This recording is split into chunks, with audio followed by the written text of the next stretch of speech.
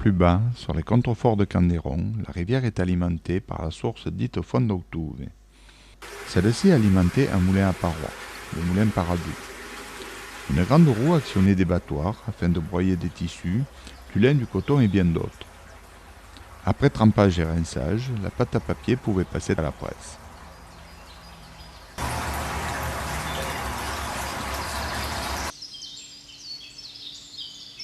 Une autre source, aujourd'hui asséchée, alimentait la fontaine Laurier. Celle-ci est aussi appelée fontaine Baguier. Une conduite permettant jadis de canaliser l'eau jusqu'à cette dernière fut construite en argile cuite. M. Garino, notre guide d'un jour, nous a permis d'en observer quelques fragments encore bien conservés.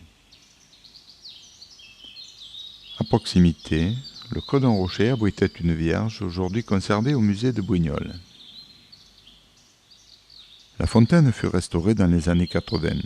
Le vendredi 9 juillet 1982, Gabriel Lyon et César Baroni sont enfin récompensés de leur travail. La fontaine coule à nouveau. Ce petit chef-d'œuvre d'architecture, oublié de tous, mériterait un autre sort. Espérons que je sois entendu.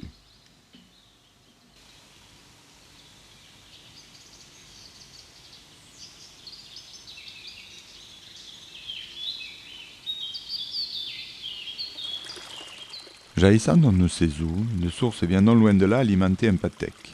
C'est ici que bergers, charretiers et bien d'autres venaient abreuver leur bétail. César Baroni nous expliquait que ce droit perdurait et qu'un récent procès en avait confirmé la continuité. La retenue de l'ancien moulin de Gombert permet l'irrigation de plusieurs jardins situés dans les environs.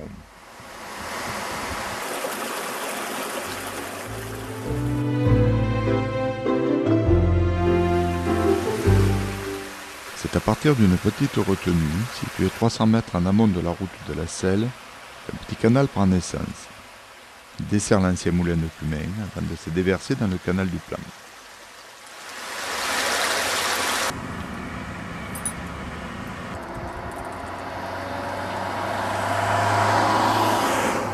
Quittant la zone industrielle par le sud, on passe sur un rond-point circulaire joliment décoré. Un cylindre en tôle ondulée permet au Val-de-Camps de franchir cet ouvrage. À l'extrémité sud de ce dernier, une petite retenue permet de canaliser une partie des eaux de la rivière. Celles-ci vont rejoindre quelques centaines de mètres plus loin celles du canal du Plan.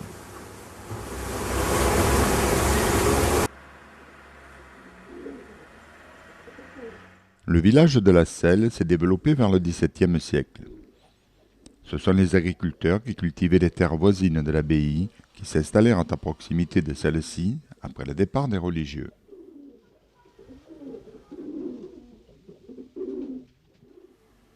On peut voir sur le fronton de la mairie une inscription bien particulière.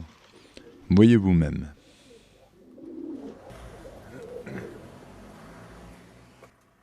À proximité de la maison des Coteaux-Varois se trouve l'abbaye de la Selle. Sa construction date de la fin du XIe au début du XIIe siècle.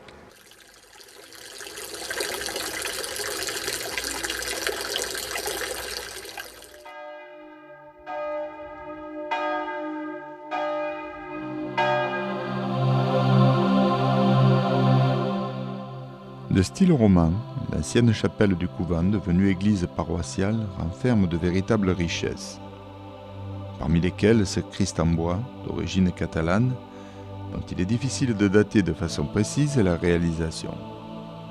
Ce Christ frappe le visiteur par son extrême maigreur.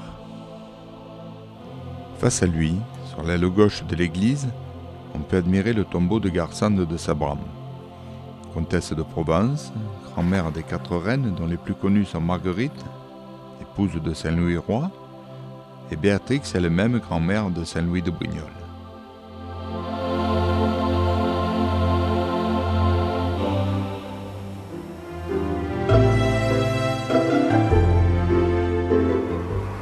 Un très pittoresque aqueduc, construit en 1748, enjambe la rivière au quartier Cybèle.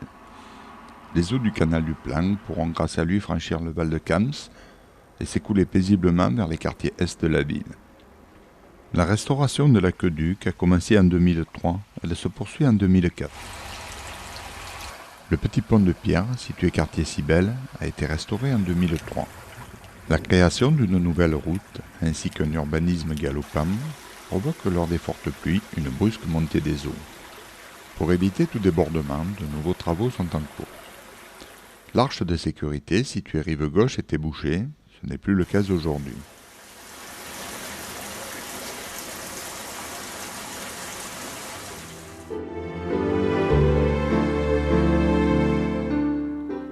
Après une course d'environ 12 km, le Val de Camps mêle ses eaux à celles du Caramy, au quartier dit des Consacks.